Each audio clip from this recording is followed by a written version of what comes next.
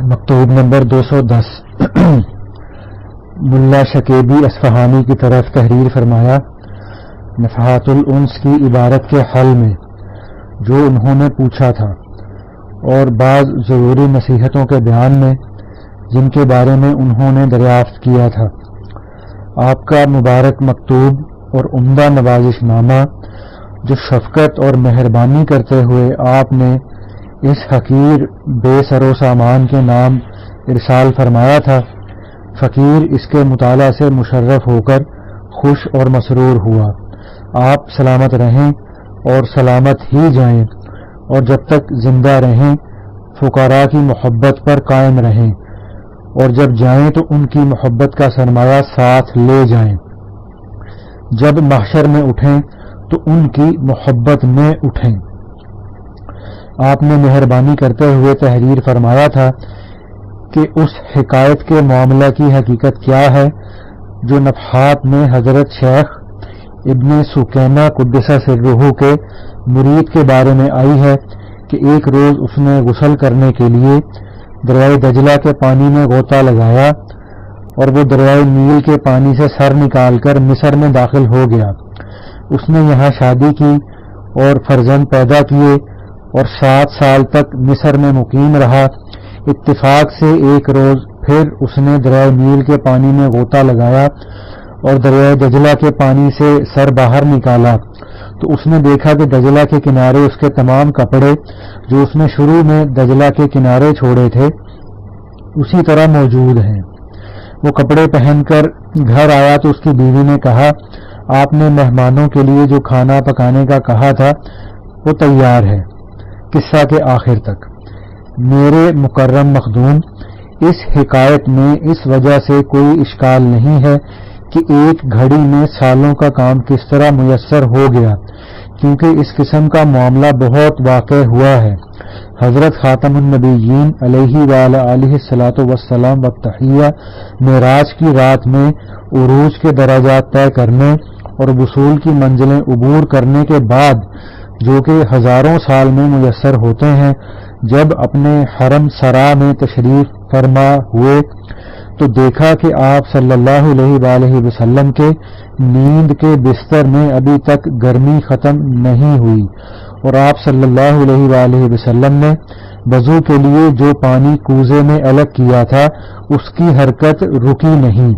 اس کی وجہ وہی ہے جو نفحات میں اس حکایت کے لکھنے کے بعد بیان ہوئی ہے کہ یہ بات زمانے کے بسط یعنی وسیع ہونے کی قسم سے ہے، بلکہ اس حکایت میں اشکال اس وجہ سے ہے کہ بغداد میں تو یہ ایک آن میں ہوا اور مصر میں وہی آن 7 سال لمبی ہو جاتی ہے۔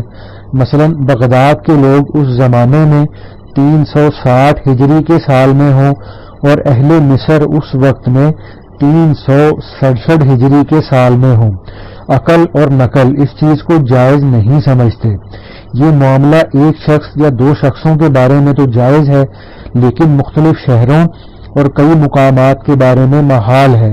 جو چیز اس حقیر کی عاجز خاطر میں آتی ہے وہ یہ ہے کہ یہ حقائق عالم بیداری سے نہیں ہے، بلکہ خواب اور واقعات کی قسم سے ہے، جس کے سننے والے کو خواب کی بجائے دیکھنے کا شبہ ہو گیا ہے اور نیند بیداری کے مشابہ ہو گئی ہے۔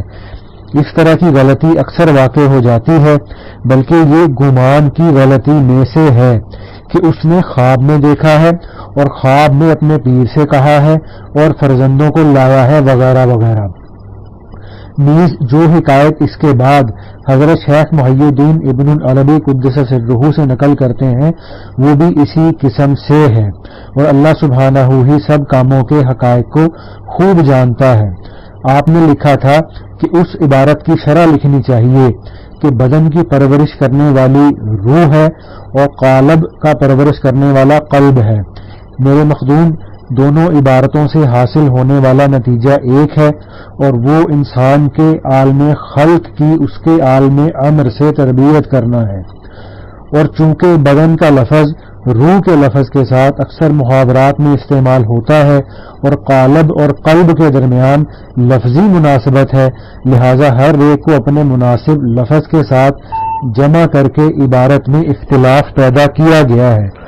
آپ نے نصیحتیں طلب کی تھیں، میرے مہربان مخدوم، شرم آ رہی ہے کہ فقیر باوجود اس سب خرابی و گرفتاری، کم سامانی اور بے حاصلی کے اس بارے میں کوئی چیز لکھے اور وضاحت یا اشارہ سے اس طرح کی بات کرے، لیکن اس سے بھی ڈرتا ہے کہ اگر قول معروف سے بھی خود کو معاف رکھے تو خدا نہ کرے کہ معاملہ کم ہمتی اور پستی سے جا ملے اور کنجوسی اور بخل تک پہنچ جائے، اس بنا پر چند کلمات کی جرات کر رہا ہے۔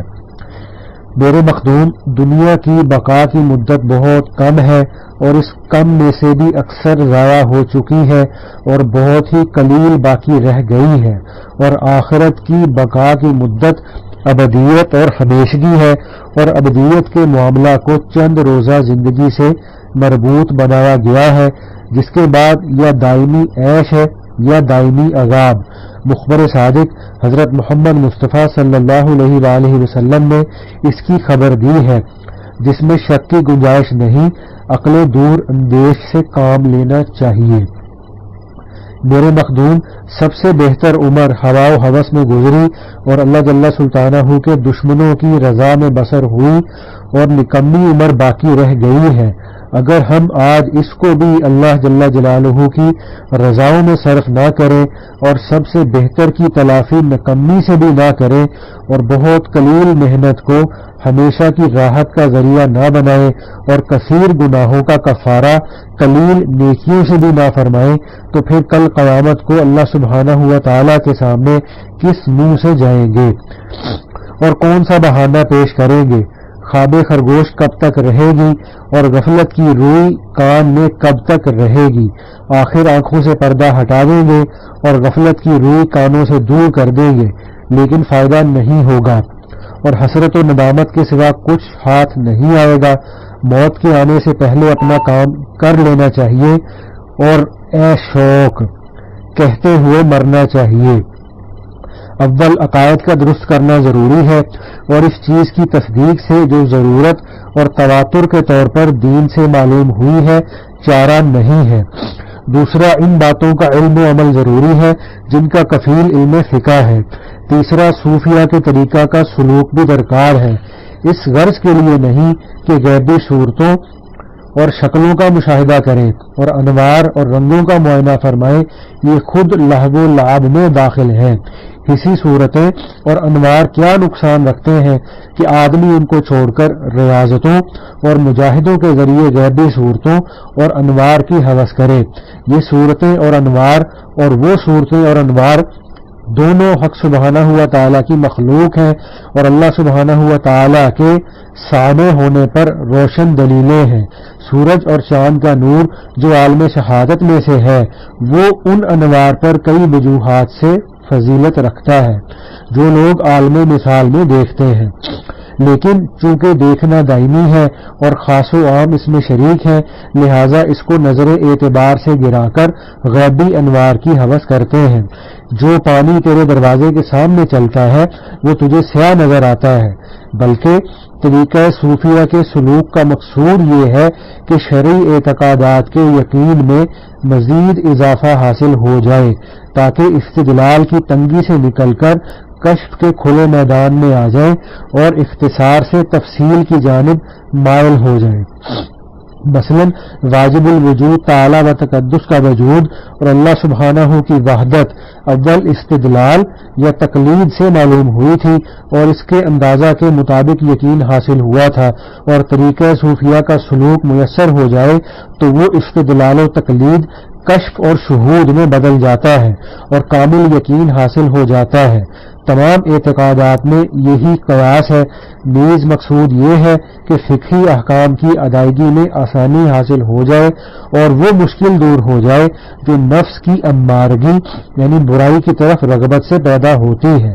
اس فقیر کا یقین یہ ہے کہ طریقہ صوفیہ در حقیقت شرعی علوم کا خادم ہے، نہ کہ شریعت کے خلاف کوئی اور چیز۔ اس فقیر نے اپنی کتابوں اور رسائل میں اس چیز کی تحقیق کی ہے اور اس غرض کے حاصل کرنے کے لیے طریقہ عالیہ نقش بندیہ کا اختیار کرنا تمام طریقوں سے زیادہ بہتر اور زیادہ مناسب ہے، کیونکہ ان بزرگواروں نے سنت کی مطابقت کو لازم سمجھا ہے اور بدعت سے اجتناب فرمایا ہے، لہذا اگر وہ مطابقت کی دولت رکھتے ہیں اور احوال میں سے کچھ نہیں رکھتے تو خوش ہیں، اور اگر احوال کے باوجود مطابقت میں فطور دیکھیں تو ان احوال کو پسند نہیں کرتے۔ حضرت خواجہ عبید اللہ احرار قدس اللہ تعالی سرہ نے فرمایا ہے کہ اگر احوال و مواجید ہمیں عطا کر دے اور ہماری حقیقت کو اہل سنت و جماعت کے اعتقاد سے نہ نوازیں تو ہم اسے سوائے خرابی کے کچھ اور نہیں سمجھتے، اور اگر اہل سنت و جماعت کا اعتقاد عطا فرما دیں اور احوال میں سے کچھ بھی نہ دیں تو ہمیں کوئی غم نہیں۔ نیز اس طریقہ میں ابتدا میں درج ہے، پس سالکین پہلے قدم میں وہ کچھ پا لیتے ہیں جو دوسرے انتہا میں پاتے ہیں۔ اگر فرق ہے تو اختصار اور تفصیل اور شمول اور عدم شمول کا ہے۔ یہ نسبت بعین ہی صحابہ کرام علیہم الرضوان کی نسبت ہے، کیونکہ خیر البشر حضرت محمد مصطفیٰ صلی اللہ علیہ وآلہ وسلم کی پہلی صحبت ہی میں صحابہ کرام رضوان اللہ علیہم اجمعین نے وہ کچھ حاصل کیا جو امت کے اولیاء کو معلوم نہیں ہے کہ نہایت میں بھی میسر ہو یا نہ ہو۔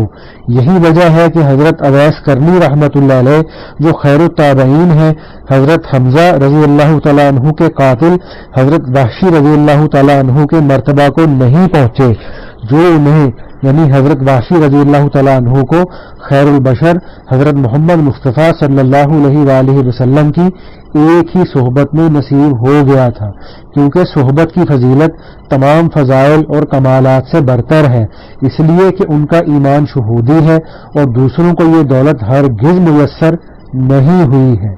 یعنی سنی ہوئی بات دیکھی ہوئی کی طرح کب ہو سکتی ہے، لہذا ان کا ایک مد یعنی ایک سیر جو خرچ کرنا دوسروں کے سونے کا پہاڑ خرچ کرنے کے برابر آیا ہے، اور تمام صحابہ اس فضیلت میں برابر ہیں۔ بس سب کو بزرگ سمجھنا چاہیے اور بھلائی کے ساتھ یاد کرنا چاہیے، کیونکہ صحابہ کرام سب عادل ہیں اور روایت اور احکام کی تبلیغ میں برابر ہیں۔ ایک کی روایت کو دوسرے کی روایت پر کوئی امتیاز نہیں ہے۔ حاملین قرآن مجید یہی ہیں اور متفرق آیات کو ان کے عادل ہونے کے اعتماد پر ہر کسی سے 2 آیتیں 3 آیتیں کم و بیش اخذ کر کے جمع کیا گیا ہے۔ اگر کوئی شخص صحابہ کرام میں سے کسی ایک پر اعتراض کرے تو یہ اعتراض قرآن مجید تک جا پہنچتا ہے، کیونکہ ہو سکتا ہے کہ بعض آیات کا حامل وہی صحابی ہو۔ ان بزرگواروں یعنی صحابہ کرام کے درمیان جو مخالفتیں اور جھگڑے ہوئے ہیں ان کو اچھے معانی پر محمول کرنا چاہیے اور ہوا و تعصب سے خود کو دور رکھنا چاہیے۔ حضرت امام شافعی رحمۃ اللہ علیہ جو صحابہ کرام رضوان اللہ علیہم اجمعین کے حال سے خوب واقف ہیں، انہوں نے فرمایا ہے کہ یہ وہ خون ہے جن سے اللہ تعالیٰ نے ہمارے ہاتھوں کو پاک رکھا ہے، بس ہمیں چاہیے کہ اپنی زبانوں کو بھی ان سے پاک رکھیں۔ نیز اسی طرح کی بات امام اجل حضرت جعفر صادق رضی اللہ عنہ سے بھی منقول ہے۔ والسلام اولا و آخرا، یعنی اول اور آخر میں سلام ہے۔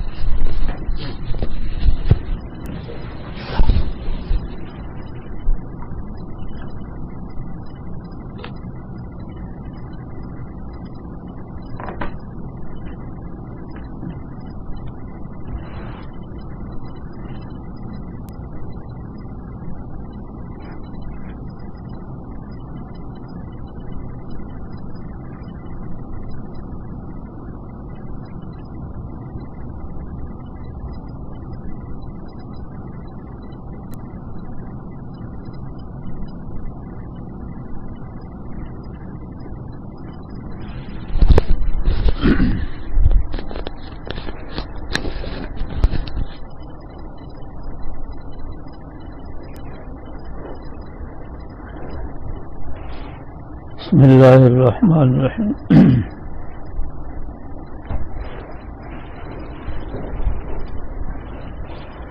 الحمد للہ رب العالمین والعاقبۃ للمتقین والصلاة والسلام علی سید الانبیاء والمرسلین وآلہ واصحابہ اجمعین.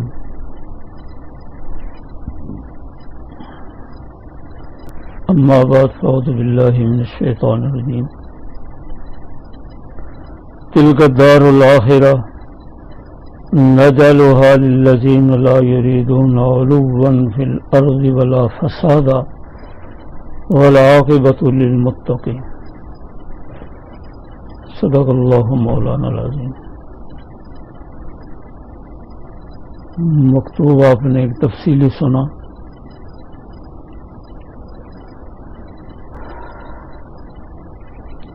مکتوب میں بہت کچھ مجدد صاحب نے ماشاءاللہ تحریر کی ہے. جن میں سے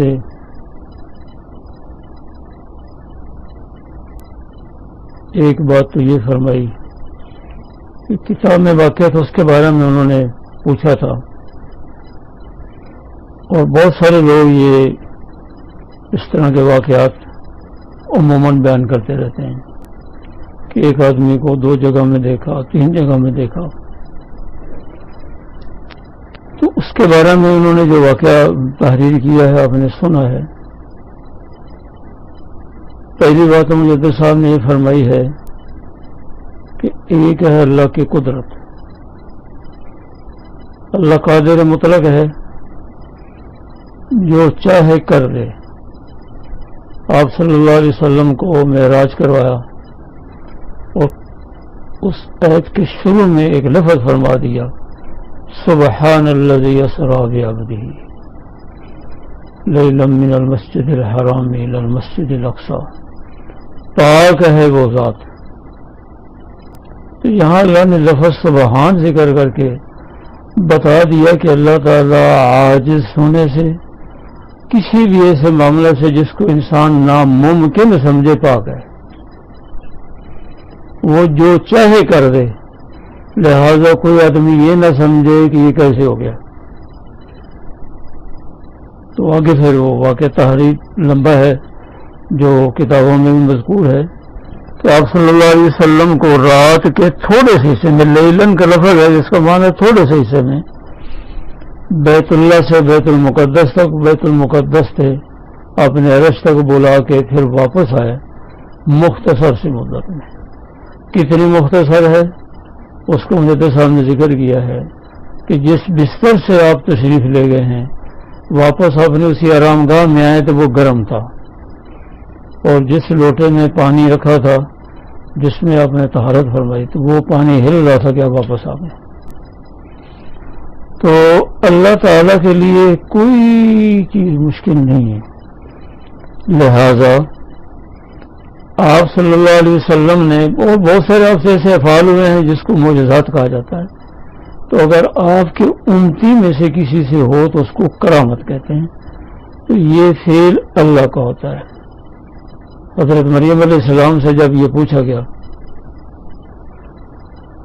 انا لکی ھذا، زکریا علیہ السلام نے پوچھا مریم یہ بے موسم پھل کہاں سے آ گئے؟ قالت هو من عند اللہ، فرمایا اللہ کی طرف سے. ان اللہ یرزق من یشاء بغیر حساب، اللہ جس کو چاہتا ہے بے حساب رزق دیتا ہے. ایک صحابی قید میں ہیں اور اس گھر کی خاتون حضرت خبیب، اس گھر کی خاتون نے دیکھا کہ وہ بیڑیوں میں جکڑے ہوئے ہیں اور انسان کے سر کے برابر کچھ انگوروں کے کھا رہے ہیں. اور مکہ مکرمہ میں کوئی انگوروں کا موسم نہیں تھا. بعد میں وہ مسلمان ہو گئی. تو یہ اللہ تعالیٰ قادر مطلق ہے، وہ جس کو جب چاہے جیسے چاہے کر دے. تو مجدد صاحب نے یہ اشارہ کیا ہے کہ جس کے بارے میں آیا ہے کہ یہاں غسل کیا، سر داخل کیا، مصر سے سر نکالا، پھر وہاں 6-7 سال رہے، پھر وہاں غسل کے لیے ادھر آ گئے. تو یہ ظاہری اسباب کے درجے میں ممکن ہے، لیکن انہوں نے ایک بات کر کے سارا معاملہ ختم کر دیا کہ یہ خواب کا واقعہ ہے. تو خواب میں بہت کچھ ہو سکتا ہے. اولادیں بھی ہو سکتی ہیں، پتہ نہیں کہاں سے کہاں بندہ جا سکتا ہے۔ بہرحال عالم بیداری میں بھی ممکن ہے، اور یہ عالم خواب کو انہوں نے بتا دیا، لہذا یہ تو کسی نے پوچھا تھا اس کا جواب دیا۔ دوسری بات یہ فرمائی ہے کہ سب سے بنیادی چیز عقائد ٹھیک ہونے چاہیے، اللہ کی ذات پر غیر متزلزل یقین ہونا چاہیے کہ اللہ کی ذات ہے، جو چاہے وہ کر دے، اور جو پوری دنیا چاہے۔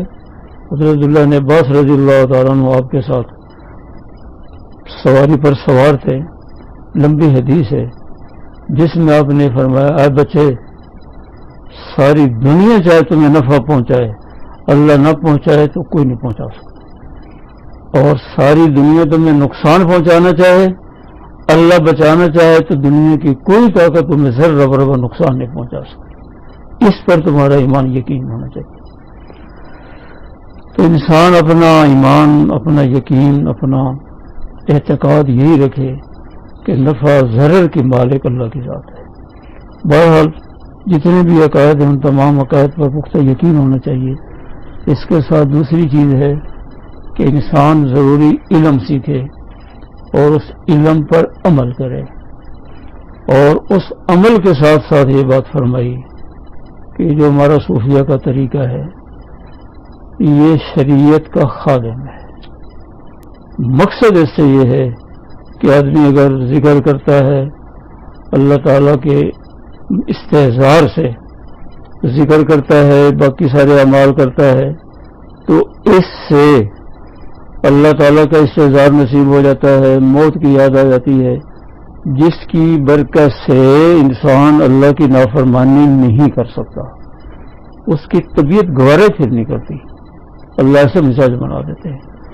تو یہ اس لیے ہے کہ اخلاص سے قابل نصیب ہو جائے، سوائے اللہ کی ذات کی طرف نظر کہیں نظر نہ جائے، تو انسان اللہ پر اعتماد یقین کر کے ہر عمل کرے، نماز پڑھنی ہے، روزہ رکھنا ہے، زکوٰۃ ہے، باقی اعمال ہیں، سب ایسے غیر متزلزل یقین کے ساتھ کرے کہ کوئی دنیا کی طاقت آدمی کو اس سے ہلا نہ سکے۔ باقی اسے فرمایا ہے کہ احوال ہیں، مشاہدات ہیں، یہ رستے کی گری پڑی چیزیں ہیں۔ اس کے بارے میں خواجہ عبید اللہ حرار رحمۃ اللہ علیہ کا قول نقل کیا ہے کہ اگر ہمیں احوال دے دیے جائیں اور اتباع سنت وغیرہ والا جو عمل ہے کیفیت لے لی جائے تو ہمارے گویا ہر چیز ہم سے لے لی گئی، اور کوئی احوال نہ ہو، کوئی مشاہدہ نہ ہو، کوئی کیفیت نہ ہو، لیکن سنت پر عمل کرنے کی کیفیت، سنت پر عمل کرنے کا جذبہ اور یہ ہمت اور قوت اللہ دے دے تو گویا سب کچھ دے دیا ہے۔ اصل یہ چیز پھر اسی میں یہ بات فرمائی کہ صحبت اس کا بڑا اثر ہوتا ہے۔ وحشی رضی اللہ تعالیٰ عنہ حضرت حمزہ کے قاتل ہیں، لیکن اللہ کے نبی صلی اللہ علیہ وسلم کے ہاتھ میں ہاتھ دے کے مسلمان ہوئے ہیں، ایک نظر پڑی ہے اویس کرنی جیسے ہزاروں لوگوں سے افضل ہے۔ تو یہ صحابیت کا مرتبہ اور مقام ہے جو اللہ نے ان کو عطا فرما دیا ہے۔ اس بنیاد پر فرمایا دنیا کی عمر زیادہ چلی گئی ہے، دنیا کا وقت تھوڑا رہ گیا ہے۔ اس کے ساتھ ہی انسان سوچے کہ میرا اپنا قیمتی وقت کتنا گزر گیا ہے۔ جوانی ہے، بہت قیمتی وقت ہے۔ جوانی کی عبادت کی اس حدیث میں فضیلت ہے کہ اللہ نے 7 لوگوں کو عرش کا سایہ نصیب کرنا ہے، ان میں سے ایک وہ نوجوان بھی ہے جو جوانی میں اللہ کی عبادت میں لگ جاتا ہے۔ بہرحال جوانی اکثر لوگوں سے ضائع ہو جاتی ہے یا غفلت میں گزر جاتی ہے۔ ادھر یہ اشارہ کر دیا کہ بھائی وقت کافی گزر گیا ہے، اب عمر کے 3 حصے ہوتے ہیں۔ ایک عمر کا حصہ ہوتا ہے سن شعور سے لے کے بلوغت سے لے کے 33 سال تک، یہ عمر کی نشو و نما بڑھنے کا زمانہ ہوتا ہے. دوسرا عمر کا حصہ ہے 33 سے 40 سال تک. یہ عمر کا حصہ ہوتا ہے جس میں آدمی کی عقل، شعور، کمال بڑھتا ہے، اور 40 سال کی عمر تک انسان کا عقل کامل ہو جاتا ہے. 40 سے 60 تک انسان کی عمر ایک حال میں رہتی ہے، اس میں بتدریج تھوڑی تھوڑی کمی آتی ہے، جسمانی کمزوری آتی جاتی ہے. 60 کے بعد پھر آخر تک اللہ نے اس کو جتنی عمر دی ہے وہ نیکی، تقوی، طہارت کی بنیاد پر آدمی پر اس میں چلتا ہے. تو جیسے حدیث میں بھی آتا ہے، قرآن پاک میں بھی، جب عمر زیادہ ہوتی جاتی ہے تو انسان کی یادداشت کمزور ہو جاتی ہے. لیکن اگر آدمی دین پر چلتا ہے، خصوصاً اہل علم، تو آخر موت تک جتنی بھی عمر ہو ان کی یادداشت متاثر نہیں ہوتی. یہ قرآن کی ایک آیت میں بھی ہے اور احادیث میں بھی ہے. تو اس کا تعلق اللہ کے ساتھ ہے. جتنا انسان کا اللہ کے ساتھ تعلق ہوگا. مولانا زکریا صاحب رحمۃ اللہ علیہ کو وہ آخری رمضان جب یہاں گزارا، پھر ایک اور رمضان گزارا، پھر اس کے بعد انتقال فرما گئے، تو اس میں دیکھا ہے کہ انہوں نے ایک حدیث سنائی تھی رمضان کی غالباً 25ویں رات کی.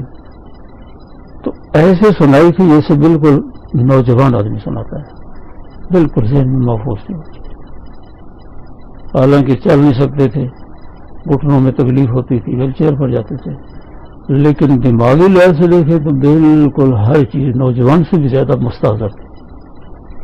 تو یہ ذکر کی، علم کی، عمل کی برکت ہوتی ہے. ومنکم من یرد الی ارذل العمر لکی لا یعلم بعد علم شیئا. یہ عمر کا آخری حصہ ہے کہ بعض کو لمبی عمر دے کے ایسے حال کی طرف لوٹا دیا جاتا ہے کہ اس کو پتہ نہیں ہوتا کہ میں نے کیا پہلے سنا تھا، ابھی کیا کہا ہے، بعد میں کیا کہا ہے.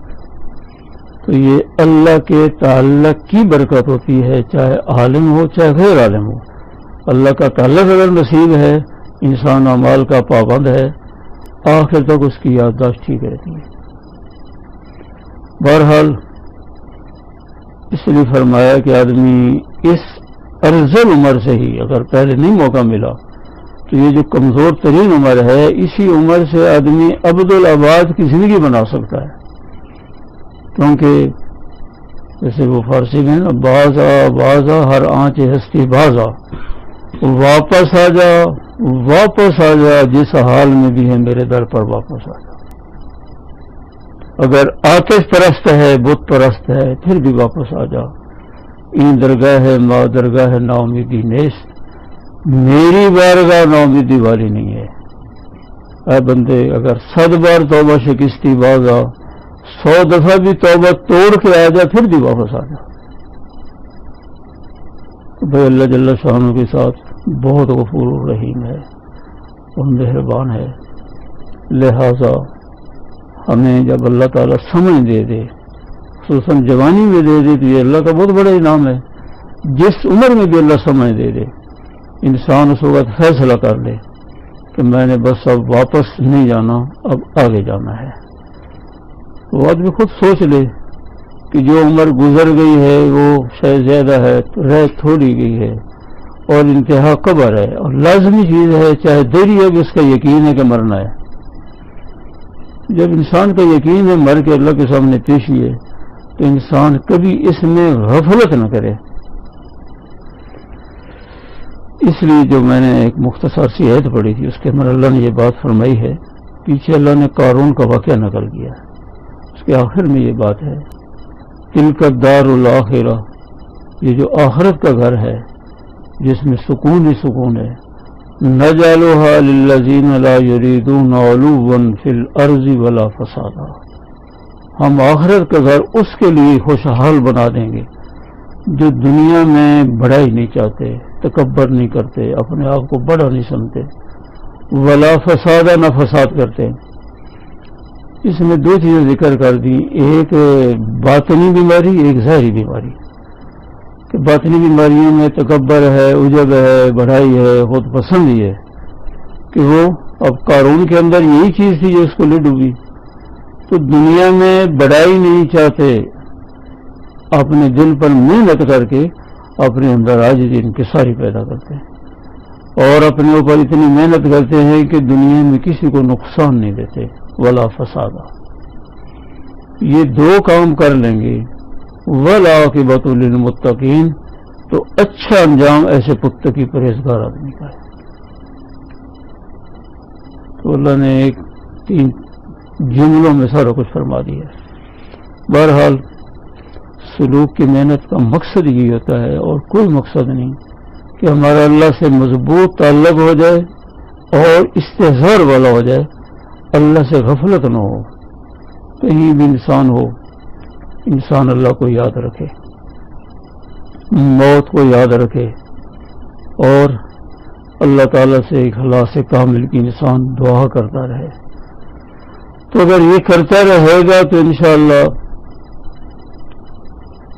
سلۃ من الاولین وقلیل من الآخرین فرمایا کہ جو کامل لوگ تھے اللہ کے نبی کے زمانہ میں تو بہت تھے, لیکن اخیر زمانہ میں بھی ختم نہیں ہوں گے لیکن تھوڑے ہوں گے.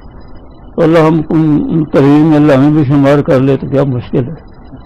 تو انسان محنت کر لے کہ اللہ ایسے لوگوں میں شامل کر لے. اس میں ہم نے کوشش یہ کرنی ہے ایک تو اپنی کمیاں دور کریں اور پرانی کوئی کمی ہو, وہ حالات حاضرے سے متاثر ہو کی کمی آ گئی ہو تو انسان دور کرنے کی کوشش کرے. دوسرا اپنے اندر استقامت پیدا کرنے کی اللہ سے انسان دعا کرے کہ اللہ تعالیٰ استقامت دے. کوئی پتہ نہیں ہے موت کب آ جائے, تو بندہ کسی حال میں بھی غافل نہ ہو, کوئی پتہ نہیں ہے موت کا وقت ہو. اس لیے بندہ استقامت سے چلتے ہوئے اللہ سے دعا کرتا رہے. اگر اللہ سے دعا کرے گا تو جیسے حدیث میں آتا ہے کہ انسان چل کے آتا ہے, اللہ کی رحمت دوڑ کر اس کا استقبال کرتی ہے. تو ہم بھائی کوشش کیا کریں, رات چھوٹی ہے چاہے, رات کو اٹھ کر اللہ کے سامنے زیادہ نہیں تو 2 یا 4 نفل پڑھ کے دعا کر لیا کریں. اگر مشکل ہو, ایک حدیث میں آتا ہے آپ نے فرمایا کہ سونے سے پہلے آدمی نفل پڑھ لے, پھر وتر پڑھ لے اور پھر دعا کر کے سو جائے تو تہجد کو ثواب اللہ عطا کر دے, اگر اس کو پچھلی رات اٹھنا مشکل ہو. لیکن جب لگ جاتی ہے نا تو پھر نیند نہیں آیا کرتی پچھلی رات, پھر آدمی خود بخود اٹھ جاتا ہے. تو اللہ تعالیٰ اپنی محبت کی آگ لگا دے, اس سے بڑی اور کیا چیز ہے. اللہ تعالیٰ ہم سب کو اپنا تعلق نصیب کر دے اور دنیا کی بے ثباتی, آخرت کی فکر, آخرت کا شوق اللہ نصیب کر دے. اللہ تعالیٰ مجھے آپ سب کو, تمام تعلق والوں کو, سب کو اللہ تعالیٰ استقامت عطا فرما دے.